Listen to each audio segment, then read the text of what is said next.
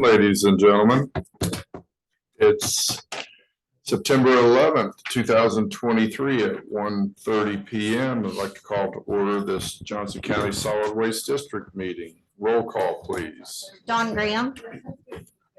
Ron West. Present. Brian Baird. Here. Kevin Walls. Here. Mark Myers. Here. John Ditmars. Here. David Lexi. Here. Sir, we have a quorum. Thank you. First order of business is approval of minutes for the May 8th, 2023 and August 14th, 2023. And the July 10th with no quorum. I would think we would just leave that off, or we have to approve. Those are just minutes indicating that we did not do anything, take any official action, so we can approve them. Right, so we took no official action because we were.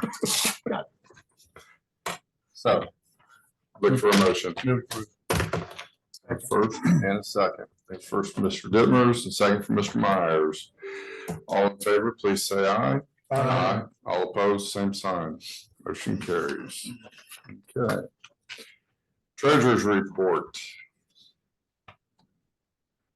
Oh, changing of the guard. Oh, yes. Okay, so we have two check registers to approve, May 9th to July 10th, 2023 for $41,275.99. And the second one is July 11th to September 8th, 2023 for $38,749.85. I have a question on your WEX card, WEX Bank for fuel. Do you pay that directly to WEX or do you pay the county? Directly to Wex. Okay. The reason I asked because Carla said we had to, I guess sometimes you get your vehicle repaired out at the fleet and you pay The cap, the county then? yes. Okay. Lynn, did you want to, I'm sorry, Pat, did you want to address the Franklin? He was on that check. I was on that check. Yes, I and didn't appreciate they should that. have a copy of each of that. I'm sorry. I pressed her. Yeah, one of the things, I thought you would address it in your director's report, but I can have it. However you'd like to. One of the things that Jesse brought to my attention was that the district sponsors, I don't know how you got that, sponsors an event that happens at the Franklin Amphitheater. And as I disclosed to you in the past, I also represent the city of Franklin. And there's this typical sponsorship agreement that is signed when someone sponsors an event, which the district is going to do. Jesse, it'd probably be helpful to these gentlemen, you tell them what the district's going to do for it. But I prepare that sponsorship agreement. It's our form sponsorship agreement. I prepared it for the city of Franklin, and I wanted to make sure and call that to your attention, and that I had been involved in preparing the sponsorship application. So, as I represent, Like, any questions about that? between Bill and I think we represent every entity in the county at this point, so we'll disclose many of these things. I just looked at this on the redevelopment commission. I said, hey, Bill. He won't talk about that. Multitasking. That's right. I got one other question. Jim Hicks Air, is that private charter flights or is that air conditioning? Well, for the price of it, thankfully it was not a flight. But yes, it was heating and air. So yeah, it's Hicks. Heating and air. Okay. We are contracted. Because it just says Jim Hicks Air. Yeah. That's what Huh? that's what they're- I got a couple of them. 270 here, 4 something over here, 480 over there. Just general maintenance on the units or? Yeah, if you remember, when I spoke in August, that actually the air conditioning had completely quit, and so we went to him and said, look, we've been doing our maintenance, the last bill was $480, we'll pay the $20, but I think you need to decide what you want to do going forward, because our cap was 500 as long as we showed our maintenance service. So the 2 something was our service for every 6 months, and then 4 something was to get the air conditioning running for the 8 days it ran or something. So they had since come out and replaced a few things, and Petro did take care of that bill that came forward from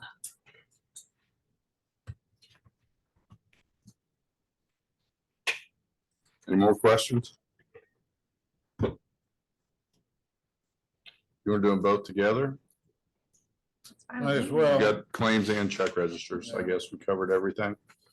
I would move to approve the May 9th through July 10th and July 11th through September 8th. Claims. Got a motion? Second. We got a second.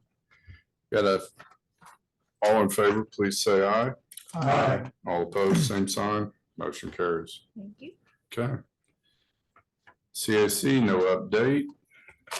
We'll be meeting next week, and then, of course, we always have our November meeting, so. Okay. Jesse, you're up. Sure, so let me start with Franklin, actually. As we did last year, we've been trying to do pilot programs that will hopefully allow for the continuance of a lot of what we do for the residents to maybe fall through, or not fall through, continue to fall in with the communities that we serve. So we are working with the Franklin Parks Department and Discover Downtown Franklin with the opportunity that they are bringing to Franklin for their skating rink. And we're really excited about the opportunity because they are actually bringing in children for field trips. So we are going to get the opportunity to educate them on some of the programs that we do, you know, in regards to why we clean up, why getting outside in winter is so good, what's going on in winter, you know, all of those different things, all in one space. So far, I believe they have 4 schools signed up. So we're going to get to hit all these schools that we otherwise can't always get into all at one time when they're actually out at the facility. Plus, we have incorporated, of course, recycling, and the people that they are utilizing to provide their refreshments and services all are using sustainable type cups, silverware, paperware, so forth. So we're really excited about the opportunity for us. Again, you know, we buy pencils, we do different things, and not that there's anything wrong with that, because of course, every kid loves a pencil, but for us to be able to educate in our community, so doing something not only for the community as a whole, but be able to hit the kids at the same time in, you know, a few week period is just awesome. So we called up the Parks Department, and that's how the whole discussion came about. So, and then when I went to go sign the agreement is when I realized I needed to contact Lynn. So just a little background on that, and one of the reasons why we're really excited about it, of course, we'll continue to promote it throughout. And we have several little pieces of why, you know, continuing to be a part of the environment, even as it gets cold, is so important to your health and, you know, to our communities. So we have already started working on that. And speaking of doing things for the communities, we did collect 2.5 tons of shredding at our last shredding event, which is always a big boon for us all. People love it. It's very easy for us to do now that we have the facility. We don't have to worry about the weather. A lot of times it was very difficult to hold a shredding event outside as the paper's flying across the parking lot. So now that we can park them inside the facility and people can drive through and just drop off their materials, it works so well. So we've used shares for, 18 years, and I'm sure we'll continue to as our program continues. And our next event will be November 6th. That's our last one. We always do try and hold 3 for the year. So that will be coming up. That's also our last Saturday for the Talks Box. We do try and hold this Talks Box open on every Saturday that we do the shredding as well, so that we make sure that we're getting people that can't always make it during the week. So again, great collection day, great people, and we'll continue to do that. I do believe we had 30 cars come through the Talks Box on that Saturday too, which is a lot actually for one person to handle out there. So we're always on call in case Tom needs us, but generally most of the public knows what they are doing, and we get extra barrels to sit out, and then they come pick them up on the Monday after the event. So in regards to tabulating tonnage, however, I didn't have the exact number the last time from the Whiteland storm. I still don't have the number of tons of actual tree and limb debris, but the general refuse was 39.74 tons from that event. So that alone, just the general refuse, I would imagine the trees and limbs, heck, would have to be 2 to 3 times that amount. I know that that's what the bulk of the storm was. Josh was waiting on an invoice, Josh McCarty was waiting on an invoice for one of the last times, so he still is gonna get me that number. They figure out things by trucks. Thankfully, the EPA has a conversion of like, if a truck holds this many tons, this is what was probably in it type of thing. So I just plan on using some of the conversions that we have for the debris management and figuring out those tonnages so that we have it for the county in case we do need that, but also for ourselves to know what actually happened during that storm. So I will continue to work on that. I'm sure he'll get that to me as soon as he has it. And speaking of changes, Morgan County is shutting down their recycling drop-offs. We've been seeing more phone calls because, of course, a lot of the people in Commissioner Baird's area tend to drive over to use their drop-off. I did speak to Eric in regards to what their plan was going forward, and they are actually looking for a permanent hosted site, much like ours, although not so much the drive-through aspect, but compactors. Somebody would be available to make sure that they're, handling it properly. It would have lock gates when it's not available, so forth. For the same reason that everybody else has had to do it. For so long, they were able to kind of, I hate to say it, but slide because it was raised and the cost didn't change that much. So they took out what they could and the rest would end up in a landfill. But now with all of the new players in the industry, that cost is just exorbitant for them. And so they're looking at, and he has been in their defense, they have been looking at this for well over a year. There was just a question of if they were actually going to be building a new area for some of their utilities. And so they were looking at putting it there. So I don't know when this will happen. I don't know where the final place will be, but just for you all to be aware, they are shutting their drop-off sites down. So I do intend to do a little Facebook post. I asked him if he'd just give me like 2 sentences that he wants for the public to know, because I am sure that people will be questioning, since it's right there. I mean, it's 5 minutes down the road. So How long did he say would be shut down before they find a permanent home? yeah, he didn't have that, and that's what I said. We know the costs have risen dramatically. And they are no longer a solid waste district in the same way that we are. And so they are receiving funds to do their collection that they do 2 times a year with their HHW and the different things. I do know that as far as he feels, it is the intent for them to move forward to actually find that location. It's just going to be a matter of how will it be collected, when will it be collected, and as we know, where will the costs, what will they be able to afford? One of the benefits to having it done that way is that everything you're taking in can be recycled, and so that does tend to help when you're talking to industry because they're not having to deal with the contamination issue. But there's still a cost associated, so it'll be a matter of what they come up with. I'll certainly keep you in the loop because I was a little bit surprised. I got 1 or 2 phone calls and decided I should probably check in to see what was actually happening. So, so that's as far as I know. And then as far as fall programming goes for us, like I said, we have our last shredding and Saturday event on November 6th. We're working on the program we have coming up with Franklin. Continue to find partnerships anyway and where that we can. And I think that's it. Okay. Any questions for Jesse? Thank you. Thank you, Jesse. Legal report. It's going to be exciting. I'm going to go first with just some housekeeping matters. Okay. Commissioner Walls, as I indicated previously, the sponsorship form that Jesse is going to sign was prepared by me. I just wanted to make sure it was clear that I prepared that wearing my city attorney hat last year, 2 years, so it wasn't misleading to you that I prepared it for this board. Obviously, nor was there a charge to this board for doing it. It's a standard sponsorship memorandum agreement. Okay. Secondly, we have received since our last meeting 2 notices from our fellow governmental entities. The first one is from the city of Greenwood, where they have indicated that they are amending or considering a tax abatement for Nachi Tool America and Nachi Technology pursuant to statute. We are obviously notified as a taxing entity.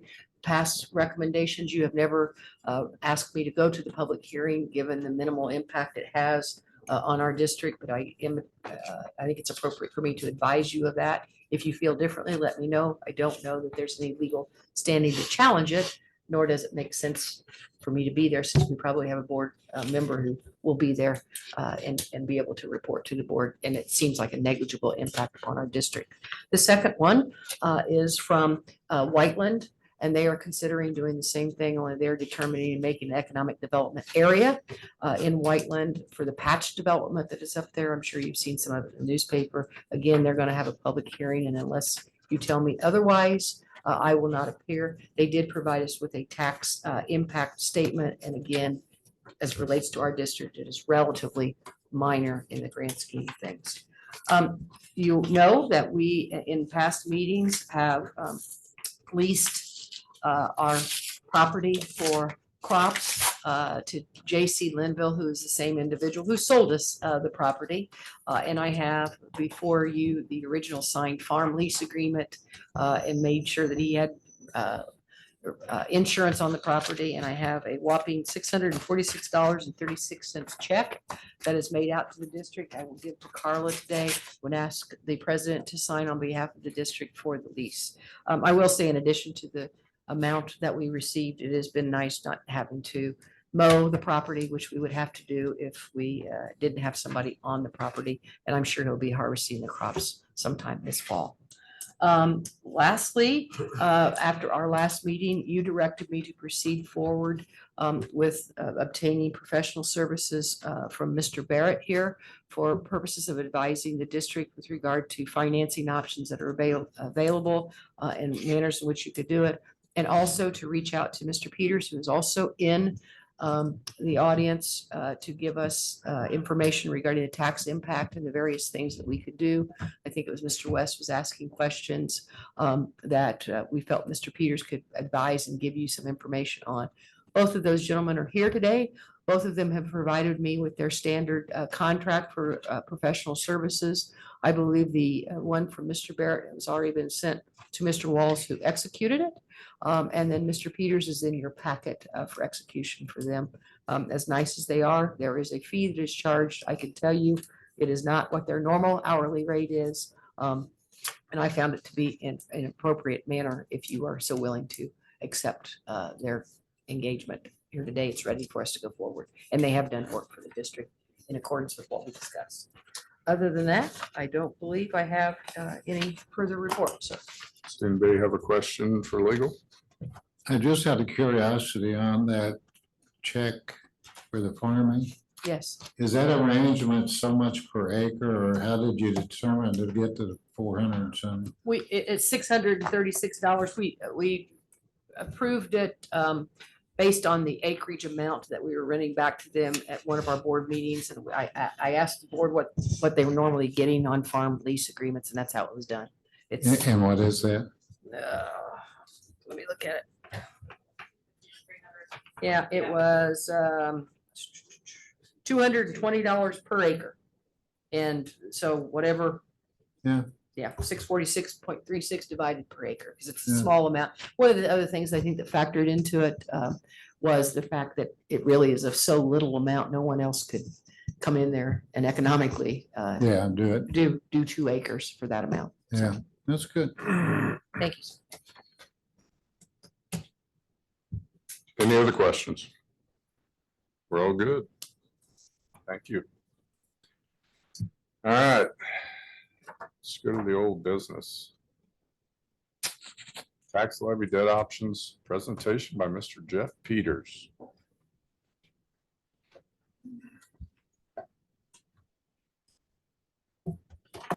You all appreciate the Jeff, opportunity please, to be here. Do we need a motion to approve the contracts for the professional services, these Yeah, two let gentlemen, me- to approve them so you can execute them? Here we go. To hire them, retain their services. Mr. Barrett, Mr. Peters. 1 and 2. 1 and 2. 1 and 2. There you go. One was Mr. Myers, is that correct? Correct. Motion, Myers, second. Myers, Second. Dittmers. Thank you. I just wanted to confirm that. All in favor, please say aye. All opposed?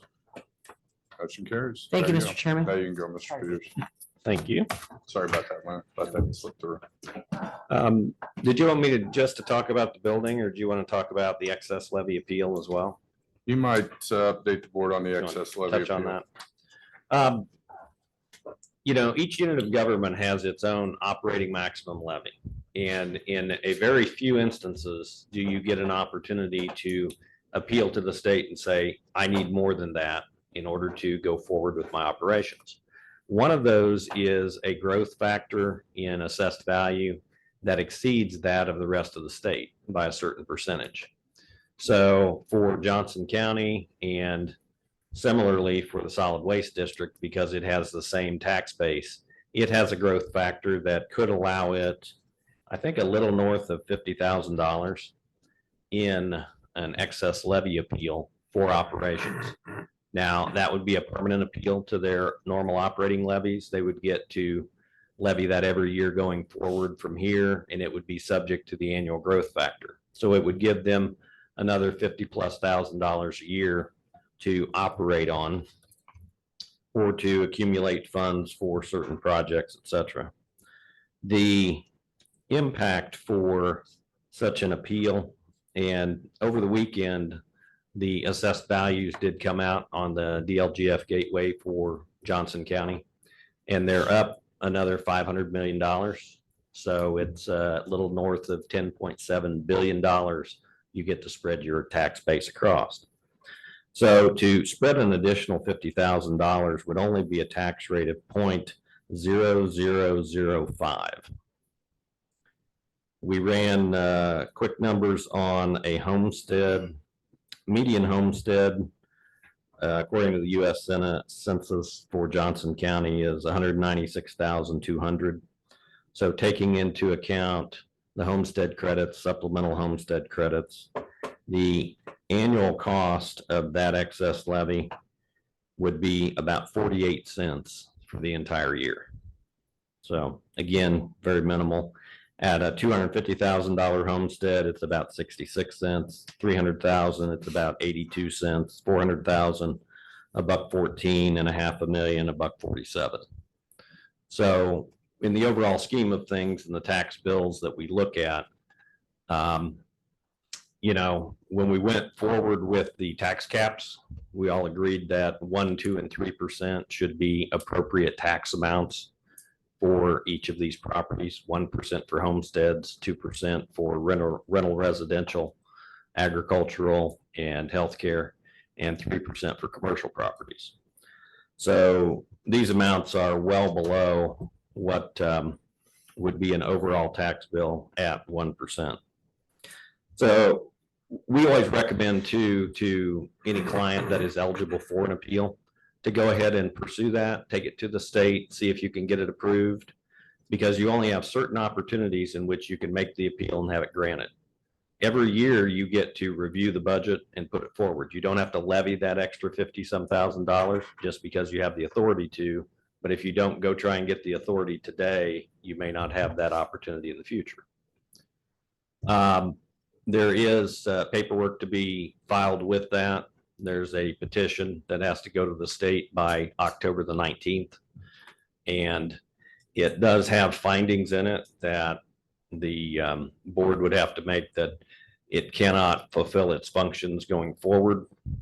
Again, it's kind of one of those gray areas of, well, how do you define what functions you can or can't? If it's at a certain level of service that I want to provide or another program that I want to provide, will this give me that opportunity in the future that I don't have it there today? The other twist that we have for this year is we have a brand new DLGF commissioner who's only been in office for a couple months. We don't know what his position is going to be. We've had commissioners over the past 30 years that some just look at that as you qualify, therefore you get it.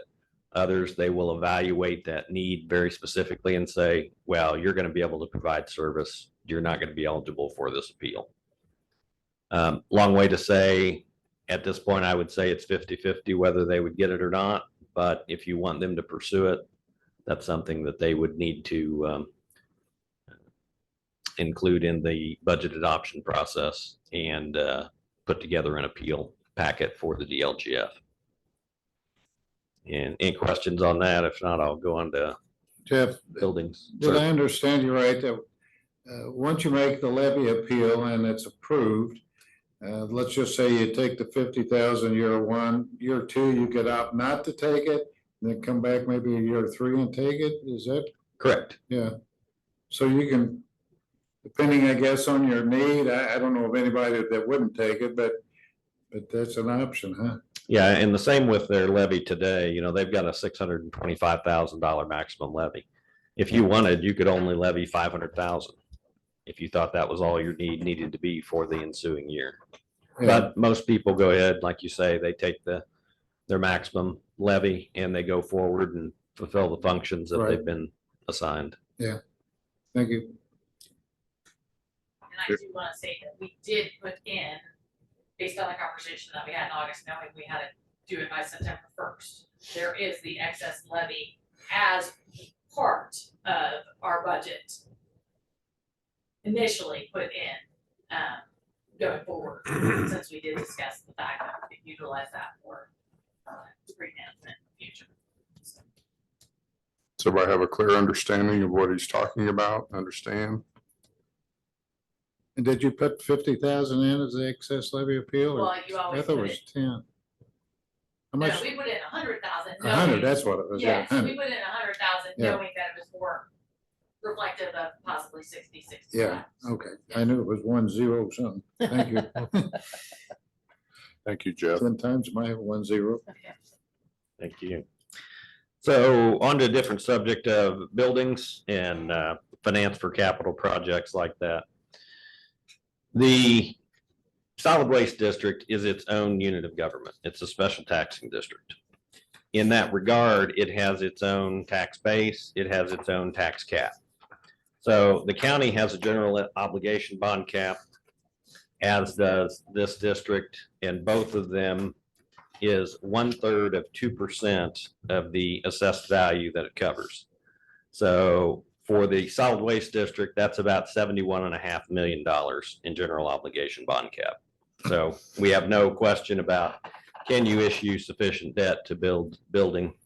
We could probably start an entire solid waste site, landfill, et cetera. Just kidding. Sounds like we might be from Morgan County. Yeah. So in that regard, there's no question about you having the ability to bond for whatever it is that you want. I have been told that you would prefer not to go through the bonding process, would rather go through a loan process and not incur the fees of bond counsel, underwriter, financial advisor, et cetera. In that regard, there are a statute that has two potential limits that is actually defined as a loan. And it is a public works loan that's under Indiana Code 36-9-41. It has a $2 million cap for a project looking at a property tax levy repayment and up to a 10-year amortization. It also has a factor in it that if it is an efficiency project, and I'll leave that definition to legal counsel, it can be a $3 million project. So this may potentially fit your need as you define what it is that your building's going to cost. If you can get in that $2 to $3 million process or ballpark, I think potentially you can get that under the public works loan. It's pretty straightforward and pretty laid out. If you need to go above that, or you want to go beyond a 10-year amortization, those would be bonds. They would be bonded debt. Typically, we would do the underwriting with bond counsel, full blown, all the costs rated, et cetera.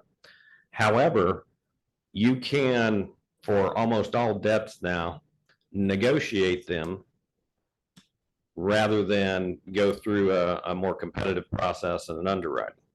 Negotiating them to a local bank potentially you can get the same structure that you're looking at in this public works loan, if you can get the bank to treat it as a loan. That'll depend on legal counsel of the bank, how comfortable they are with that process and what information they need versus the statute and how it's written. But potentially we will get banks that will treat it as a loan, even though it's technically a bond, and just negotiate that. And that cuts out a lot of your professional fees. Impact wise, I looked at approximately 3 million for, well, let's start. Is 2 million an option? Is it potentially only going to be a $2 million project? Yeah. Okay. $2 million I looked at for 10 years. The estimated impact for, again, this $196,000 200 homestead would be $2.10 for the entire year. Pretty minimal. For the 250, 287, 300, 358, 400, $5. $500,000 homestead, $6.42. And then for commercial properties, if it was about 294,000 for a commercial property, it again would have this $6.42 cost across that 10-year period. If it was approximately $3 million at 10 years, those amounts go from 210 to 321, 287 to 438, 358 to 546, $5 to 762, $6 to 979. So even if you were to go a short amortization at 10 years and a $500,000 home, you're still under $10 for the entire year for the project that you're looking at. As far as underwriting versus the negotiated bank loans, a lot of times we'll run an analysis where we'll look at, okay, what interest rates are we likely to get if we do a full underwriting in a bond issue?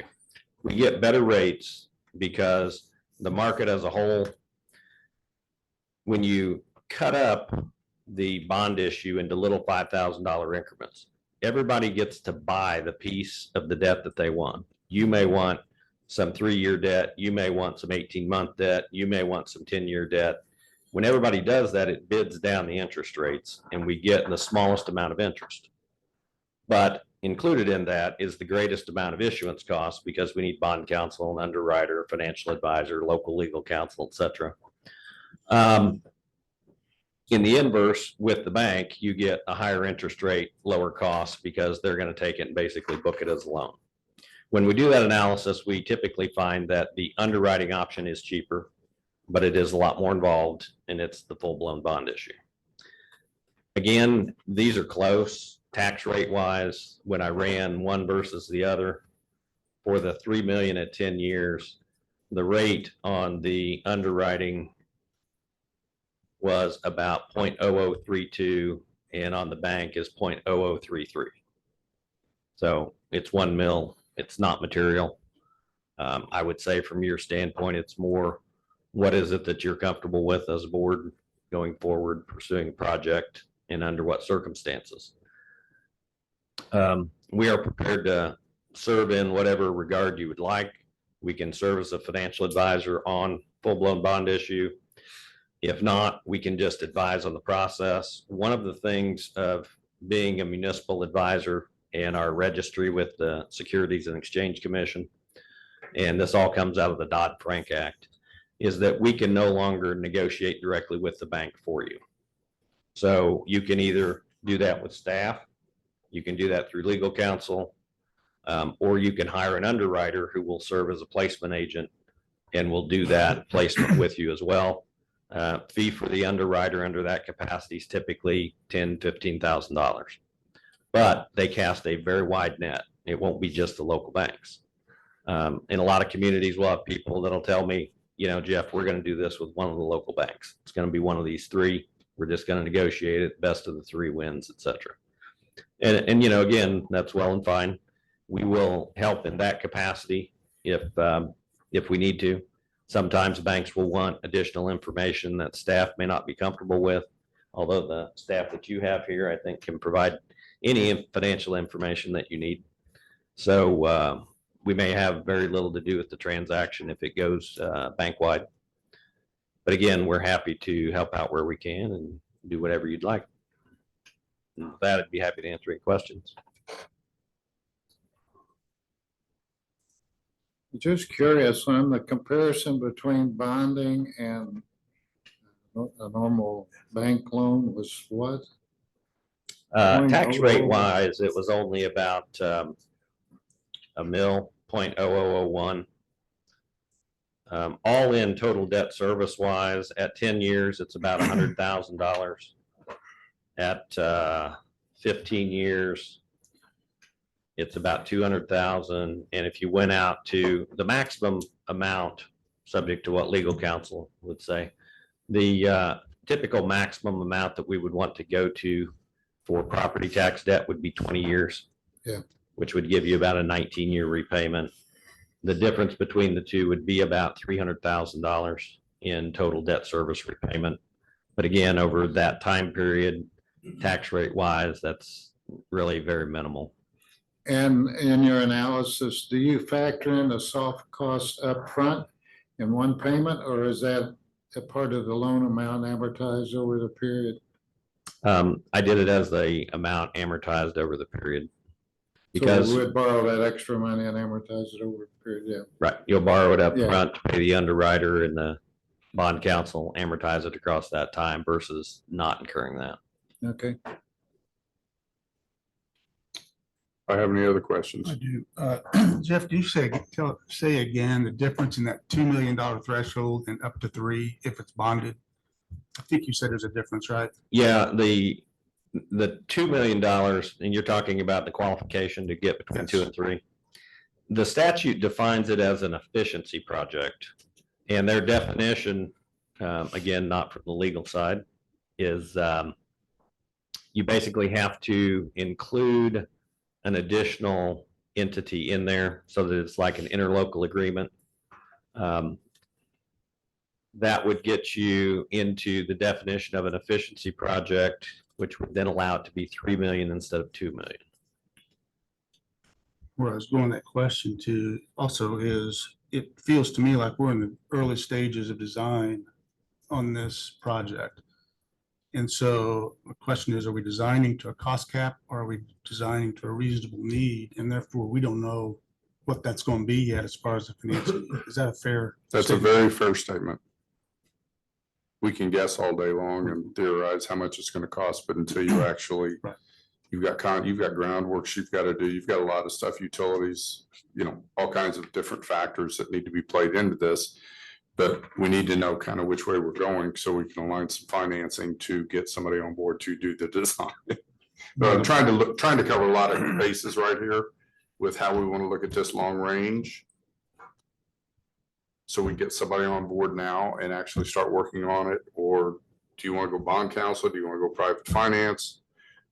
Those are kind of some of the questions. He's given you a lot of different options here. So is it fair to say that you have more flexibility, Jeff, with potentially with bank financing rather than trying to qualify for an excess of the 2 million? Or is that easy enough to beat that threshold? No, I think it's just going to be the threshold. If you guys come to the conclusion that it's going to be north of 3 million, then we're in a different statute. We're just not going to do the public works loan. We're going to do it as a bond. And if you say, try and make that look like a loan and a placement with a bank, then we'll do that, or we'll treat it like a normal bond, sell it on the open market. And the higher that number gets and the longer the amortization period, the more you should go toward the traditional bond issue. For the longer amortization, you should go. Yeah, because you're going to have more interest costs. I thought you were and- limited to 10. Well, no, that's a different, we've got two different animals here. The public works loan is limited to 10 years. We can do a bond issue out to 20. Okay, there's a distinction. So, Thanks. Yep. yeah, if you break that $3 million threshold, then your new amortization window is anywhere from 0 to 20. And you could do it as short as you wanted. If you're like these are ridiculously low tax impacts, which they are. You could say, why do we want to pay that much interest at all? Let's do it in 5 years. Right. And load it all up front. You know, again, if we get to something that's short, like a 5-year bond or note, however they want to describe it, you may want to market that to the bank. Again, it's more marketable to them because it's that short duration. And also you have less interest rate exposure than if we're going out 20. Thanks. Yep.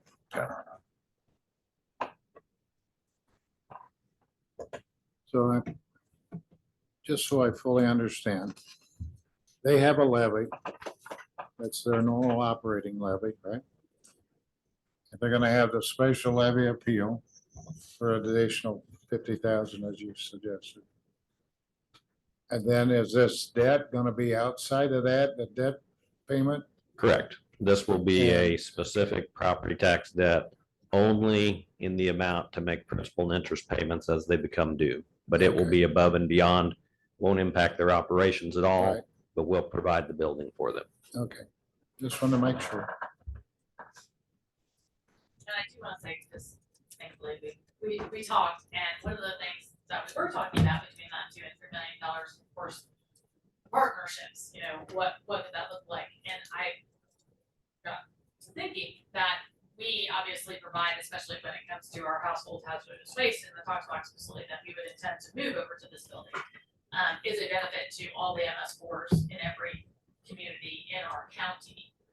And we actually do have a mutual aid agreement with those entities to provide those services. So, because none of them have those services available to them in each of their own communities.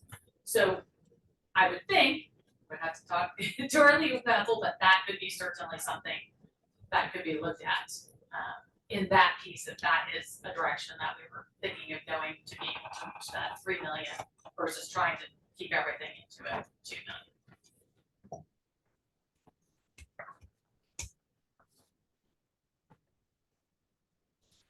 Everybody satisfied? John still leaned up. Well, I mean, we're talking 2 million, we're talking 3 million. I thought initially we were talking 1.2 million. So my concern now, based on what I've heard here today, 2 million and now 3 million is, are we overbuilding this thing? And are we overtaxing the citizens in relation to that? I'm starting to get concerned now. If we're gonna go out there and build some behemoth that more than exceeds your physical needs, that you, at least in what you're operating on today, I've got severe concerns about that. So what I'd like to talk about at some point, let's talk about the size of this and exactly what's going to be incorporated in it. Because I kind of looked at where you're at currently.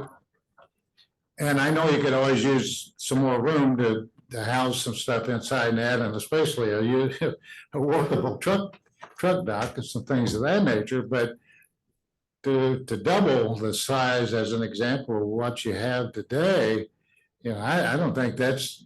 No, I don't think That's anybody neat. was looking at that. I believe we were keeping with the same footprint that we had. Okay. The truck dock alone could be. a So half a what's your million. square footage right now? We're at We were keeping it at basically 10,000 square feet. 10,000 Yeah. with a workable truck dock. Right, and it's workable truck. So dock I don't see alone. a 10,000 square foot building of this nature being anywhere near $3 million.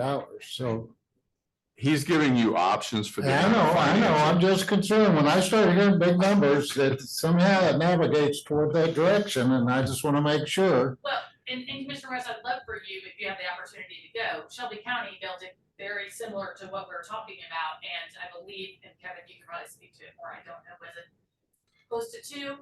It was For the close to building? 2. Yeah, they're hawking all over me right now, wanting to build this facility. So I've just told them, stay back for a while. I mean, there are a lot of things that we have to think about, and again, a semi-dock, we know cost, it was going to be 350,000. That was because we had some infrastructure in place where we were, for just the semi-docks. We also have to maintain the fact that we're gonna bring in our household hazardous waste in the facility, so you have to make sure you have the right infrastructure for those things, for environmental impacts.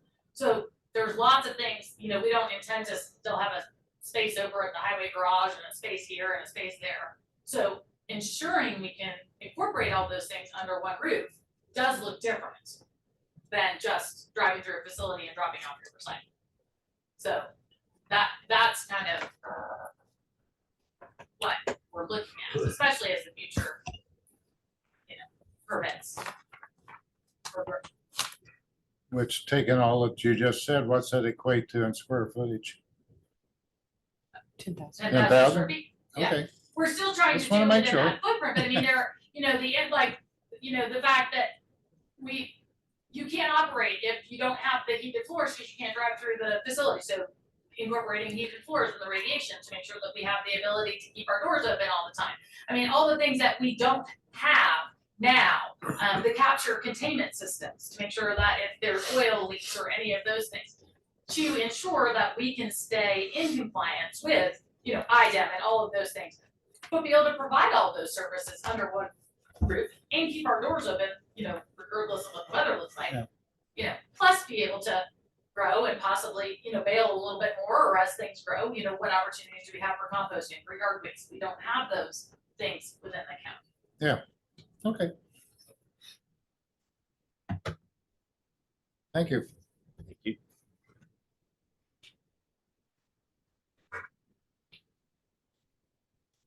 Bill, you want to say anything? You can, I think you can stay right there. I think that mic comes on. I want the record to know that I've never been this quiet this long. You have been pretty quiet today, Lynn. Thank you. I still have never passed up an opportunity to answer your question with a yes. So here I am. Mr. Peters has done a really good job laying out the financing issues and the structure of the statutes. A few additional points, though. Right now, part of the debate, as I sit and listen to it, arises from the fact that you're trying to solve for more than one variable. You don't know what you need, so you don't know what you can spend, so you don't know how much you're willing to spend, and you don't know if you need a partner. So you don't know where you fall under the statutes that he's laid out. So you need some definition in order to go forward. So let's take those one at a time. So first, the 2 versus 3 million. As a single political subdivision, you can borrow the 2 million in the process that Mr. Peters outlined with a bank. Now, the bank has to, like any other bank and any other loan, the bank's got to be satisfied. And as Mr. Dittmers will let you know, the loan committee will have to review it and make its decision. So there'll be hoops to jump through. And those hoops will probably include opinion letter on the ability of the borrower legally to borrow. But let's just assume we're past that. So 2 million is a single political subdivision. To get to the ability, not necessarily the need, but the ability to borrow 3 million, you have to enter into another interlocal agreement with some other political subdivision. Doesn't matter who. The other thing that's interesting about these statutes is they don't prescribe the split. So just because you could do 2 million on your own doesn't mean that to get to 3, you have to do 2 and X political subdivision has to do 1. You could do a lot closer to 3, and the other party could join in as in a participation loan for a small percentage. It doesn't have to be 50-50 or 2/3, 1/3 in a 2-1 scenario. There's a lot of flexibility built into that to allow, if you wind up working with a smaller political subdivision within the county, to make it palatable. But you still have the 2 sort of driving issues. First, what is it that needs to be built? And until you have a professional services contract with an engineer, architect, builder, you're not going to get a feel for that. And you have the question of what sort of hoops will the bank require to build what comes out of that process by the preliminary drafting process by the architect or the engineer.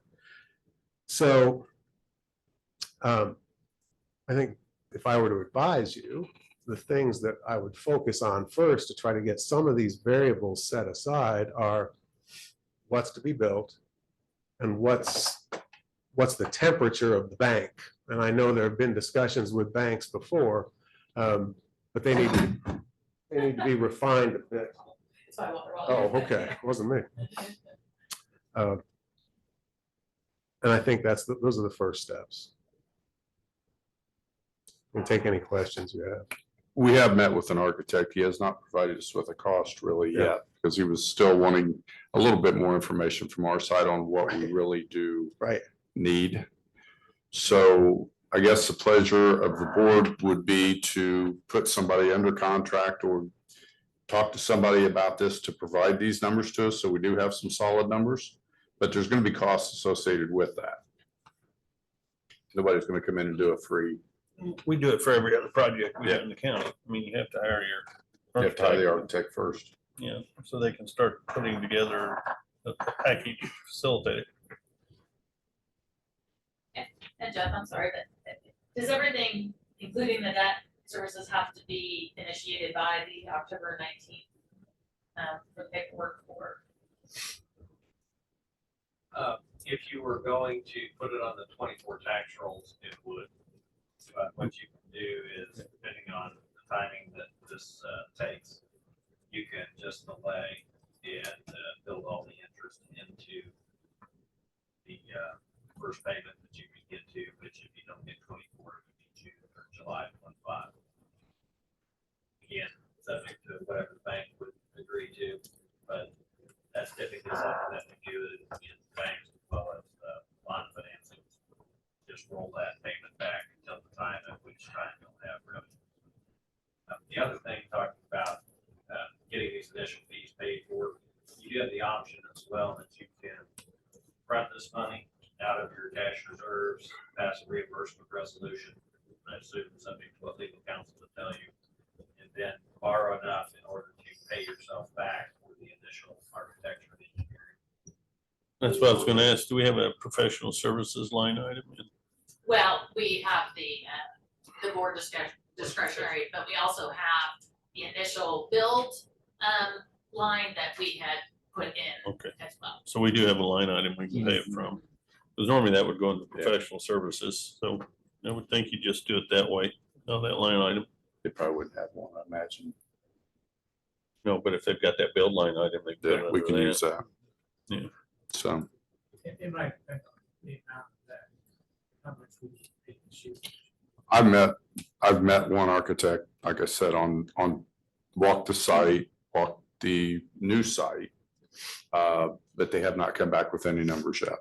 So I'll push them a little bit harder for numbers, so we'll know. where Well, we're at. I think it was some of your original design, just to come to a point where you can get a price, it's probably gonna be 20,000. Yeah, it's gonna be in the neighborhood of 15 to 20 that will be incorporated into the total project. They'll use it for final designs, but Usually about 1%.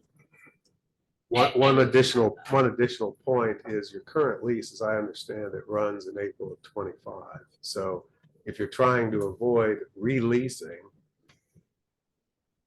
whatever steps you take, it's time to start taking them. for sure. So can I ask, and I'm gonna play this new card because I. Your new card's gonna wear out I pretty know, soon. it's getting thin. It feels to me like, where are we with this endeavor as far as a project management standpoint? I mean, we start in the beginning and that's design work, it's original discussion, it's design, and even with the design, we don't have anything, without the full design, we don't have anything to do a cost estimate off of, which is where this needs to go, in my opinion. Is it there? or- Well, the architects will pull us, they've been pretty close on pulling us a cost estimate together. Once they put the project together, Without the full design? they'll have the full design. I mean, they'll get you far enough along, especially on something this, I'm it's not small, but it is small relativity with what we've been dealing with. Yeah. It's not really complex. It's a standing building with the drive-through, Yeah. some offices, some groundwork and No infrastructure. complexity, few complexity. There's no complexity. It's not a mental health facility. It's not a health department. So it's pretty simple. They can get you really close with that. But the first thing we need to do is this board needs to engage someone to design. That's the first step. All this stuff's coming second, but when it goes, we need to go boom, boom, boom, really quick. And that's why we're kind of hearing all this now from all the professionals, so we can make a legitimate decision when it comes to it. So that's why I tried to ask these gentlemen to get in front of you, so you would know now instead of later when we get this. So, but it's So got, this will be, especially imperative to you, once again, we did make sure we included all of this in our 2024 budget. So when we come in front of you, all of these things are included, even though the discussion is still happening around us, so, because it had to be. I assume we're looking at probably steel construction. Mhm. I don't think 10,000 square feet, I don't think you're gonna be $2 million. no, I don't either.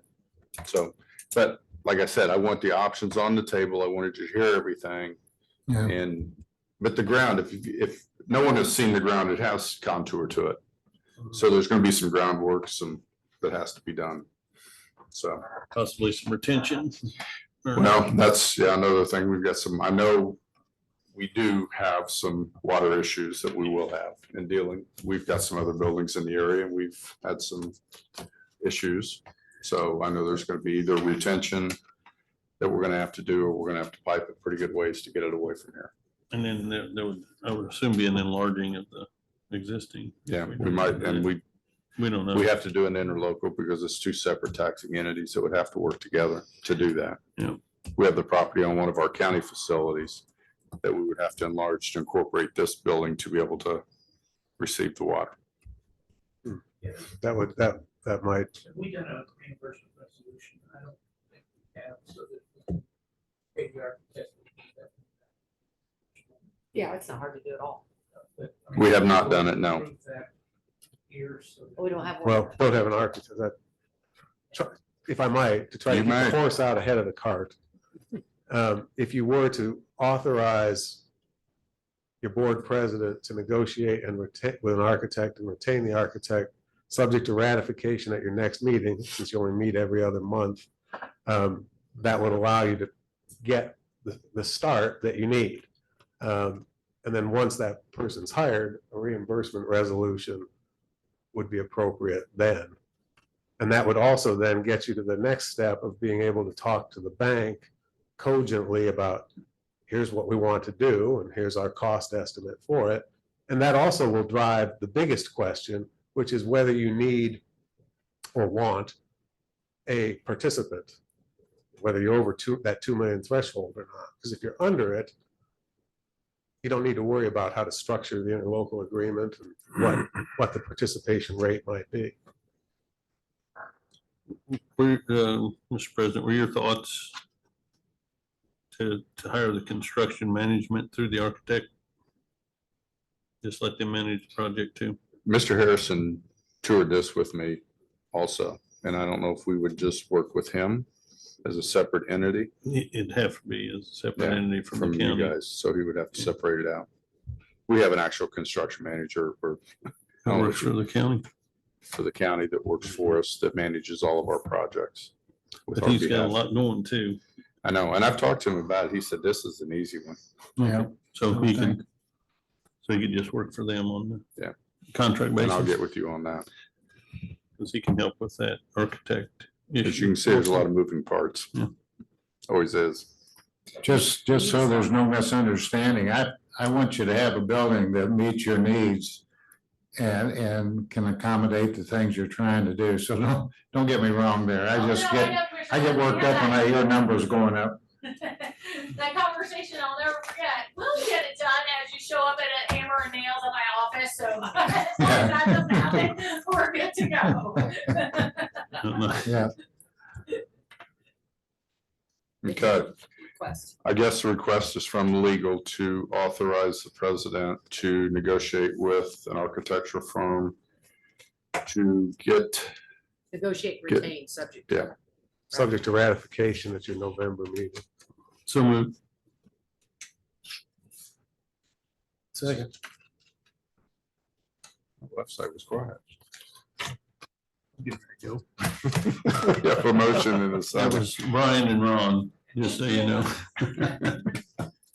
All in favor, say aye. Aye. All opposed? Okay, motion carries. Did you want to ask your questions of legal counsel about RFP? Say we do, the board does decide to take it through a private financing channel. Is there an RFP or is there a threshold or is there anything that we, There's not an RFP, but you would probably be well suited to test the market. And I think We- informally that's been done already. we have But you tested? don't I have, mean, but you don't have commitment letters. Rates are still changing. So I'd advise that you do that again, once you know, this is what we'd like to build and this is how much it's going to cost. Okay. It's a much less abstract discussion. And it forces the bank at that point too, to think about the series of statutes that Mr. Peters has referenced, because the bank has to be satisfied that those elements are met as well. Yeah, because the rates are gonna be moving. So. Do I have any more questions? But an RFP is not required and there's It's not a like minimum number professional of, services contract. there's not a minimum number of calls that need to be made or anything. We just, okay. Any more questions? A lot of information has been thrown out there today. Good stuff. Y'all good? Thank you, Bill. Thank you. Mr. Chairman, I do have one other thing unrelated to that, but as you'll recall, when we purchased the land, we went and got our special exception to make sure we could build what we wanted to build from the city of Franklin. Those special exceptions are good for 1 year unless you take action to start building, so they don't hang out there. County has similar kind of requirements. I would ask your authority to ask the city of Franklin to extend that for another year, which they've said they would. But I'd like to assume that we continue to have our special exception in place. I would be fine with that. Board? Do you have a problem with that? You don't want us to build this building? You need a motion? Yes. So moved. Okay, we have a motion from Ron and a second from John. And really, I don't understand what it was. I guess Lynn's gonna ask for a year extension or Well, something. yeah, when you get a special exception, like any planning and I zoning, if was you don't, making sure she was gonna do it. yeah, I had to do yeah. the last one. You did, you did. I had to do the last But one. if you don't build, it's a way that your local entities clean those things up, so they're not sitting there on the Yeah. books for years. So they make you do something within a year. If you don't build, you just come back and say, we'd like it for another year and another year. So I just want that authority to do that. I will do that. Okay, somebody's going off. That's me. All right, we good with all? I know there was a vote. I need to vote. Sir. Okay, all in favor, say aye. Aye. All opposed? We're good. Thank you. All right. Now we're gonna move on to new business. Ooh, it's been a long meeting. Budget hearing September 14th at 1 PM. Budget adoption October 9th, 5 PM. By aware of that, I guess. Be one person acutely aware of that in the room. Very. For the budget adoption is October 9th Oh, yeah. at 5 PM. Just putting her in there. Most important thing is that our board meeting is the 6th of November and not the second Monday. Okay, yeah. I was just gonna say Everybody that. put that in their calendars. And as she just said, the next board meeting is November 6th. November 6th. Okay. Mhm. 1:30. Any other public comment?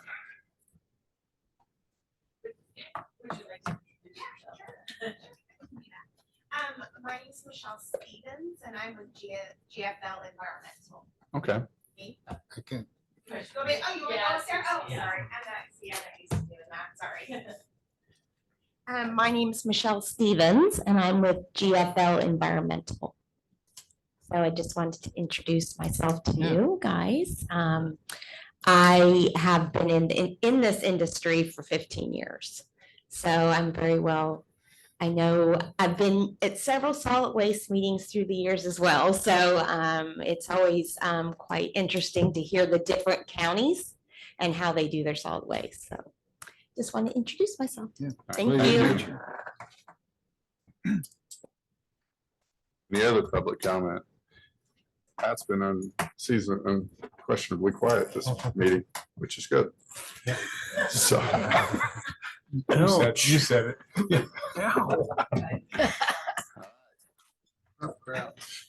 You're good? Everybody good? Clear? All right. Want to stay the rest of the afternoon or we want to go home? Move to adjourn. There we go. I figured I'd get a lot on that one. 10 seconds on that. All in favor? Aye. All opposed? But who wants to be the second on that? Brian is the first. There, yeah, there are a couple of them over there battling. Mark, Mayor Myers, Brian he's one. normally number one over me, but that's fine. So you're number one this time, Mr. Beard. He's number two.